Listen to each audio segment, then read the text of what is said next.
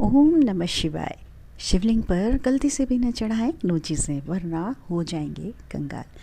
जी हाँ, देवों के देव महादेव भोलेनाथ सिर्फ इसलिए कहते हैं क्योंकि वे सचमुच इतने भोले हैं कि जरा सी भक्ति से ही प्रसन्न हो जाते हैं। लेकिन ऐसी बहुत सी चीज़ें हैं जो दूसरे देवताओं की पूजा में तो इस्तेमाल होती है, लेकिन भगवान शिव की पूजा में इस्तेमाल करना वर्जित माना जाता है। उन्हें आप इस्तेमाल नहीं करते हैं। देवादिदेव महादेव की पूजा अर्चना करने से पहले कई बातों का ध्यान रखना बेहद है ज़रूरी। कहा जाता है कि भगवान भोलेनाथ को प्रसन्न करने के लिए उन पर आप जो वस्तुएं चढ़ाते हैं उसमें आपको कुछ बातों का ध्यान रखने की आवश्यकता है। वास्तुशास्त्र के अनुसार भगवान भोलेनाथ पर जो भी वस्तुएं आप चढ़ा रहे हैं उसके बारे में आपको जानकारी होना ही होना चाहिए। कहीं ऐसा न हो कि भगवान भोलेनाथ आप पर प्रसन्न होने की बजाय नाराज़ हो जाएं। तो कुछ ऐसी वस्तुएं हैं जिनके बारे में हम आज के इस वीडियो में जानेंगे। कौन सी वस्तुएं नहीं हैं वह भी जानेंगे, और क्या आपको उपाय करना है यह भी जानेंगे आज की वीडियो में। वास्तुशास्त्र के अनुसार कई ऐसी सामग्री है जो भूलकर भी भगवान भोलेनाथ के ऊपर नहीं चढ़ानी चाहिए।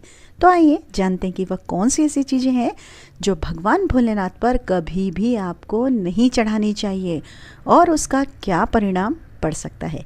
लेकिन अगर आप लोग भी चाहते हैं कि भगवान शिव का आशीर्वाद आप सब पर हमेशा हमेशा आपके परिवार पर बना रहे, तो क्या करना है, वीडियो को लाइक कीजिए, चैनल को सब्सक्राइब कर लीजिए और कमेंट बॉक्स में हर हर महादेव लिखना बिल्कुल भी मत भूलिए, और हाँ, साथ में बोलिए भी।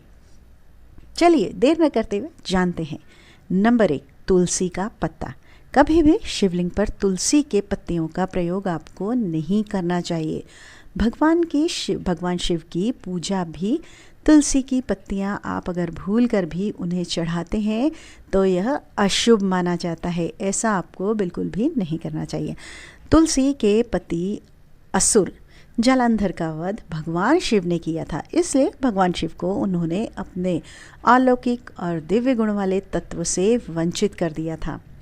इसी कारण शिवलिंग पर आपको तुलसी बिल्कुल भी नहीं चढ़ाना चाहिए। ध्यान रखिए। नंबर 2 जो है, आपको शिवलिंग पर जल चढ़ाते समय दूध व जल में काले तिल डालकर कभी भी नहीं चढ़ाने चाहिए। ऐसी मान्यता है कि तिल की उत्पत्ति भगवान विष्णु के मेल से हुई थी और इसे शिव जी को कभी भी अर्पित नहीं करना चाहिए। हालांकि सफ़ेद तिल भगवान भोलेनाथ को अर्पित किया जा सकता है, लेकिन उन्हें कभी भी आपको काला तिल नहीं चढ़ाना चाहिए। नंबर 3 क्या है, टूटे हुए चावल। भगवान भोलेनाथ पर कभी भी टूटे हुए चावल आपको नहीं चढ़ाना है, क्योंकि जो टूटा हुआ चावल है वह अपूर्ण और अशुद्ध होता है। जो भी चावल अक्षत के रूप में इस्तेमाल किया जाता है वह पूरा चावल होना चाहिए। ऐसे में भगवान भोलेनाथ को अक्षत अर्पित करते वक्त इस बात का पूरा आपको ध्यान रखना है कि उसमें कोई भी चावल टूटा हुआ न हो। ऐसा करने से क्या होता है, धन के साथ साथ मान सम्मान की भी आपको हानि हो सकती है।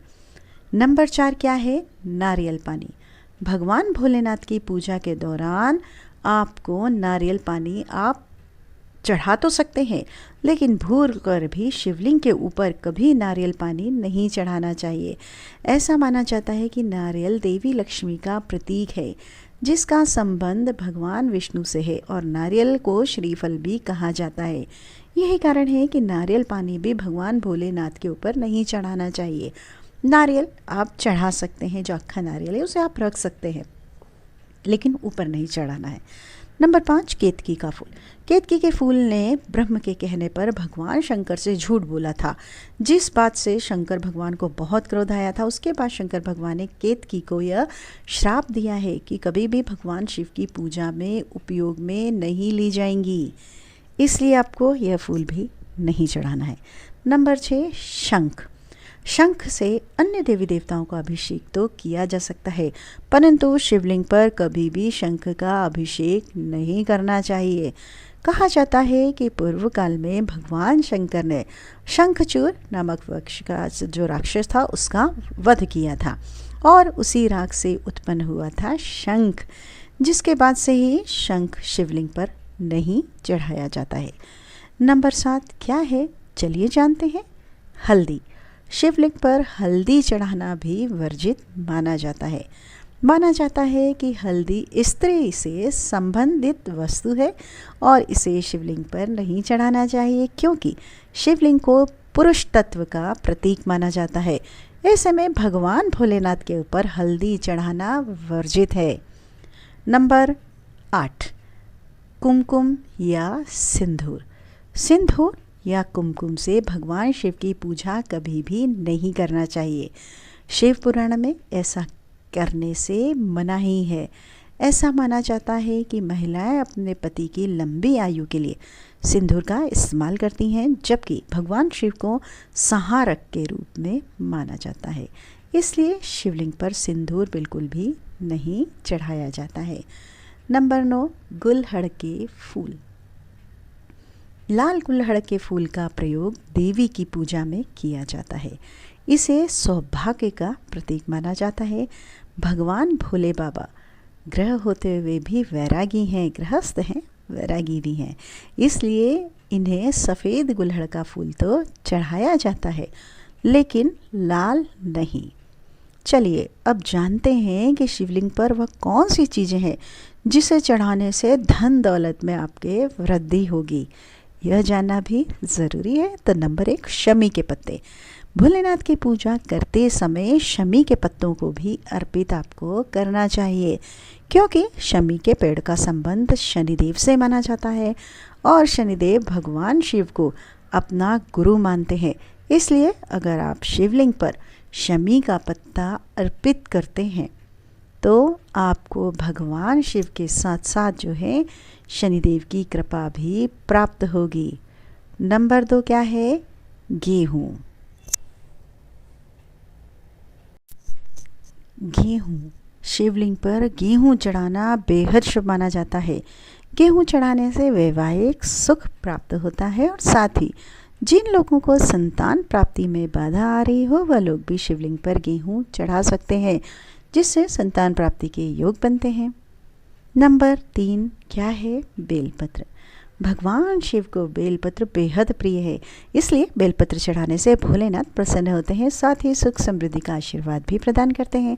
वही मान्यता है कि सावन और शिवरात्रि में भोलेनाथ पर जल अभिषेक के साथ साथ बेलपत्र चढ़ाने से 3 जन्मों का जो है पाप आपका जो है दूर हो जाता है। जितने भी आपने पाप किए हैं वह दूर हो सकते हैं।